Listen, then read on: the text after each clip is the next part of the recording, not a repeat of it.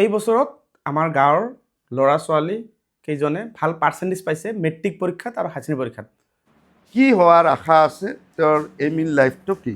মই প্ৰথমতে এজন ভাল মানুহ হ'ব বিচাৰিছোঁ, তাৰপিছতে মই ডক্টৰ হ'ব বিচাৰিছোঁ আৰু মানৱৰ সেৱা কৰিব বিচাৰিছোঁ আৰু জীৱ জন্তুৰ সেৱা কৰিব বিচাৰিছোঁ। মই প্ৰথমতে এজন দেশৰ সুনাগৰিক হ'ব বিচাৰোঁ, তাৰপিছতে মই জুনিয়ৰ ইঞ্জিনিয়াৰ হ'ব বিচাৰোঁ। যেই হ'ব বিচাৰিছে তেওঁ কনিষ্ঠ অভিযন্তা। 450 নম্বৰেৰে তো এইবাৰৰ যি এইচএছ পৰীক্ষা উচ্চতৰ মাধ্যমিক পৰীক্ষা, এই উচ্চতৰ মাধ্যমিক পৰীক্ষাত সুখ্যাতিৰে অৰ্জন কৰিছে। মই সম্বৰ্ধনা দিয়াৰ কাৰণে আমাৰ ৰাইজৰা হাইস্কুলৰ প্ৰাক্তন অধ্যক্ষক কেশৱ চন্দ্ৰ নাথক অনুৰোধ জনাইছোঁ।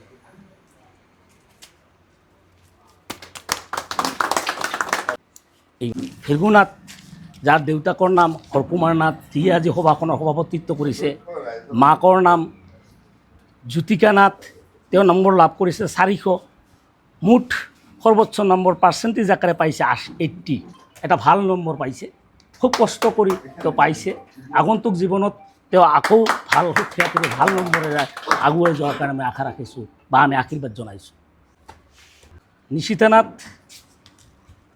আমাৰ মিলন নাথৰ জীয়ৰী, মাকৰ নাম দীপালী নাথ, 370 নম্বৰ পাইছে। পাৰ্চেণ্টেজ আকাৰে নম্বৰটো পাইছে 74, বেয়া হোৱা নাই, ভালেই হৈছে। আগন্তুক দিনত হয়তো আকৌ ভাল হ'ব, তাৰ আশা কামনা কৰি আমাৰ গাঁৱৰে চক্ৰধৰ নাথক সম্বৰ্ধনা দিয়াৰ কাৰণে অনুৰোধ জনাইছোঁ। হীৰকজ্যোতি নাথ, খুব ভাল লগা কথা, এটা খুব ধুনীয়া পৰিৱেশৰ এটা মানে সৃষ্টি কৰিছে এই ল'ৰাটোৱে। কাৰণ এওঁৰ গাৰ্জিয়ান আটাইতকৈ দুৰ্বল, এজন সাধাৰণ মানুহৰ ল'ৰা হৈও তেওঁ আজি ভাল এটা সুখ্যাতিৰে অৰ্জন কৰি তেওঁ উচ্চতৰ মাধ্যমিক পৰীক্ষাত পাছ কৰিব পাৰিছে। মাজেন নাথ, মাকৰ নাম তনুজা নাথ, 328 নম্বৰ পাইছে। মানে পাৰ্চেণ্টেজ আকাৰে নম্বৰটো হৈছে 65.60, যি পাইছে যথেষ্ট ভাল, আৰু ভাল হওক, চেষ্টা কৰক ভাল ৰাস্তাত যোৱাৰ কাৰণে, আৰু তাৰ দেউতাকৰ নাম উজ্বলোৱাৰ কাৰণে, তাৰ দেউতাকৰ কষ্ট লাঘৱ কৰাৰ কাৰণে তেওঁ যাতে চেষ্টা কৰে, তাৰ কাৰণে মই ভগৱানৰ ওচৰত আশা ৰাখিছোঁ। কৰবী নাথ বিষ্ণু মোহন নাথৰ ছোৱালী, মাকৰ নাম কল্যাণী নাথ, তেওঁ লাভ কৰিছে 317 নম্বৰ সৰ্বোচ্চ, আৰু পাৰ্চেণ্টেজ আকাৰে পাইছে 63.47, গতিকে এটা ভাল নম্বৰ পাইছে। ভালকৈ চেষ্টা কৰক, আৰু হয়তো ভাল হ'ব। তাৰ কাৰণে আমি আজি এই উপস্থিত ৰাইজে তেওঁক আশীৰ্বাদ প্ৰদান কৰিছোঁ। এইবাৰ আহিব ধনজিতা ৰায়,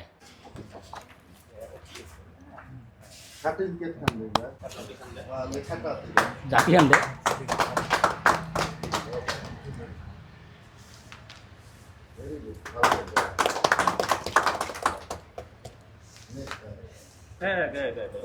এইবাৰ আমি মাতিছোঁ ঋতুমণি নাথক।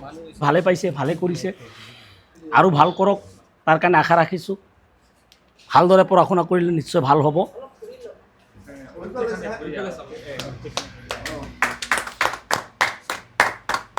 এইবাৰ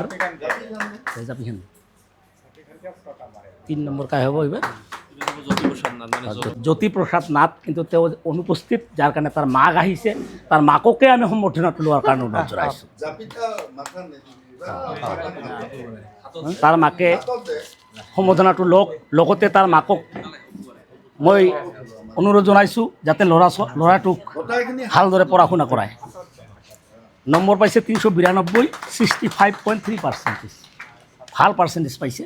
আৰু এই গতি যিটো ধাৰা, এইটো যাতে আগলৈ অব্যাহত থাকে, তাৰ কাৰণেও মাকে যাতে ল'ৰাটোৰ প্ৰতি লক্ষ্য ৰাখে, তাৰ কাৰণেও মই অনুৰোধ জনাইছোঁ।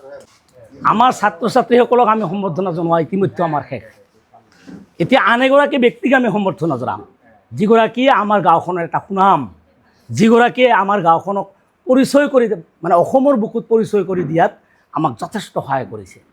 হয়তো এইখন নাটপাৰাক চিনাই নাছিল মানুহে, হয়তো এইখন নাটপাৰাৰ সেইগৰাকী ব্যক্তি কোনেও নাজানিছিল, কিন্তু আজি তেওঁৰ জৰিয়তে মোকো চিনি পায়, কাৰ দাদা অমুকৰ দাদা। গতিকে মই খুব সৌভাগ্যৱান, আৰু সেইগৰাকী ব্যক্তি মোৰ ইয়াত আছে। আৰু সেইগৰাকী ব্যক্তি হৈছে আমাৰ অপূৰ্ব নাথ, যিয়ে আজি ইউটিউবৰ জৰিয়তে ফেচবুকৰ জৰিয়তে অসমত গোটেই অসমত ভাইৰেল বুলি যাক কোৱা হয় হৈছে আৰু তেওঁকো আমি সম্বৰ্ধনা দিয়াৰ কাৰণে মই অৰূপ নাথক অনুৰোধ জনাইছোঁ আৰু জাপিটো দিব আমাৰ সভাপতি পুলি আহিছে কনিষ্ঠ অভিযন্তা হ'ব বিচাৰিছে আৰু মানৱৰ সেৱা বা প্ৰকৃতিৰ সেৱাটোতো বেছি কষ্টবে কৈছে, এইটো খুব দৰকাৰ। তেওঁ কি হ'ব বিচাৰিছে, কি আশা আছে, কি প্লেনিং আছে? ছাৰ মই প্ৰথমতে এজন সুনাগৰিক হ'ব বিচাৰিছোঁ, দ্বিতীয়তে মই BSc নাৰ্ছিং কৰিব বিচাৰিছোঁ। BSc nursing, aim in life, what is your aim in life? You প্ৰথমতে can tell us. এটা ভাল মানুহ হ'ব বিচাৰিছোঁ আৰু ছেকেণ্ডত এটা ডক্টৰ নহ'লে এটা এগ্ৰিকালচাৰেল অফিচাৰ হ'ব বিচাৰিছোঁ। Okay, thank you very much. Good morning, sir. My name is তুমি কি Ritumani. হ'ব বিচাৰিছা এইটো কোৱা। নামটো কিবা আছিল ইয়াৰ? Ritumani Nath. ঋতুমণি না? ঋতুমণি, দেউতাৰ নাম অখিল নাথ। ঠিক আছে।